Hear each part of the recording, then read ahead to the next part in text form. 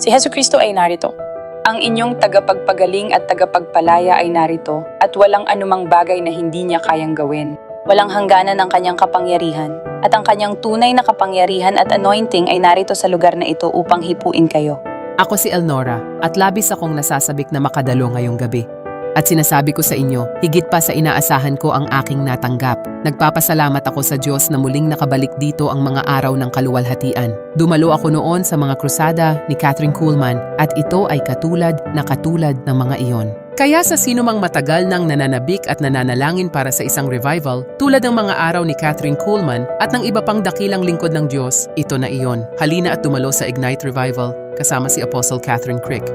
Sapagkat ngayong gabi, masama ang aking pakiramdam at may ilang mga suliraning akong nararanasan. Ngunit sinasabi ko sa inyo, pagsapit ng pagtatapos ng gawain, naramdaman kong ako ay pinagaling, pinagpala at pinalaya. Salamat Panginoon, Aleluya, Aleluya, luwalhati sa Diyos, Aleluya.